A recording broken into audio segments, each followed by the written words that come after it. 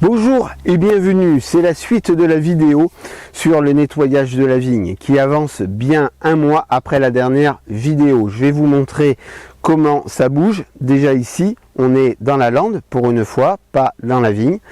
Et le nettoyage, eh bien, il commence bien, mais on va raconter bientôt de belles histoires. Ici même, je peux vous le dire. Donc maintenant, je vais de l'autre côté de la caméra vous montrer comment ça a bougé. Et je peux vous assurer qu'en un mois, ça a bien bougé. Voici ce chêne que j'aime beaucoup, où on peut s'asseoir sur la branche qui est tellement basse qu'on pourrait la confondre avec une racine. J'aime le côté torturé de cet arbre qui a tant de choses à raconter, et ça tombe bien parce que certainement on va raconter tant d'histoires à ses pieds. Voilà, donc on peut regarder un peu au-dessus, on va voir la cabane. Mais ça, il faudra encore quelques temps pour la profiter.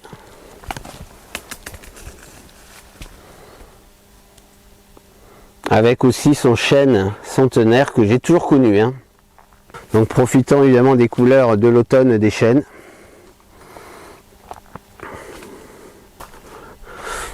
Me voici maintenant sur la vigne. Donc comme on peut le constater, ça s'est bien nettoyé. Donc là on est sur la partie où il y aura les amandiers derrière.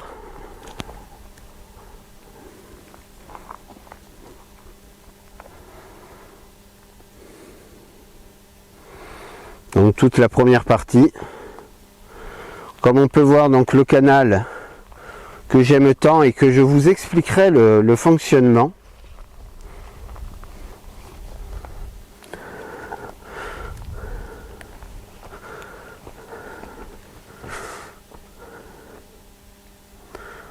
Voilà le canal qui est maintenant de plus en plus propre, nettoyé. Il reste encore quelques parties. Et qui est vraiment particulier. Je vous ferai une vidéo pour vous expliquer comment est fait ce canal, parce que il est particulièrement, je trouve, judicieux.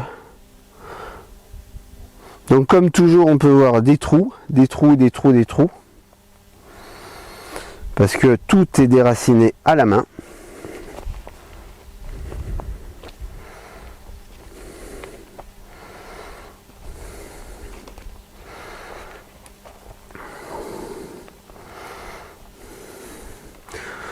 Encore quelques ceps de vigne qu'il faudra donc retirer.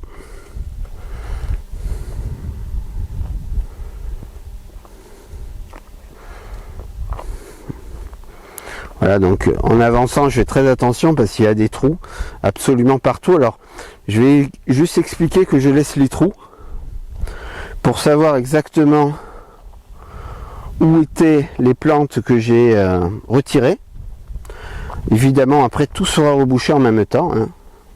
Je ne laisserai pas, évidemment, un champ de trous. Mais ça permet de savoir exactement où étaient les choses quand je vais devoir faire d'autres trous, mais ceux-là pour mettre les amandiers. Ici, on a donc le grand arbre qui a perdu quelque peu de plumes. Les lagueuses étant arrivées, ce qui a permis d'avancer un peu plus vite dessus. Ici, comme on peut le voir, la forêt d'épineux a bien reculé.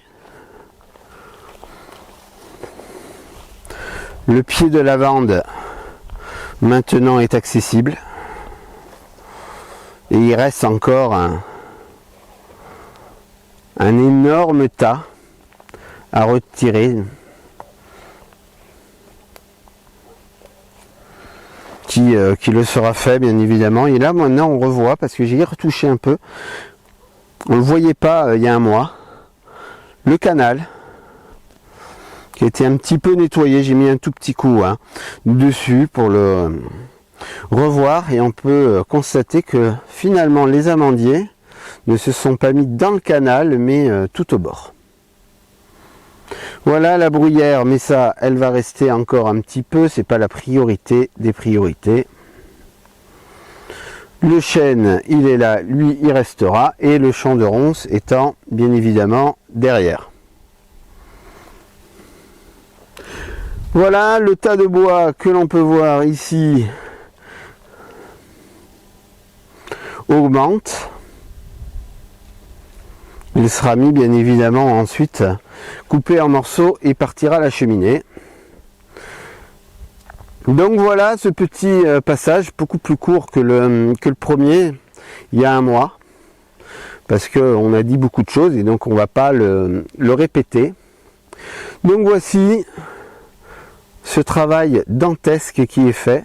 Je suis donc à 151 souches de vignes qui ont été arrachées à la main, sur lequel on peut rajouter à peu près un x4 pour compter tout ce qui est cystes, ajoncs, épineux, genêts d'Espagne, chênes, donc tout ça, les ronces, les bruyères et compagnie. Donc voilà, il faut à peu près faire un x4, mais cette fois-ci, là, je les compte pas. Donc voici, ce sera à suivre le mois prochain. Je vous ferai une vidéo pour vous montrer à quel point ce terrain bouge encore et encore. Allez, à très bientôt pour de nouvelles aventures.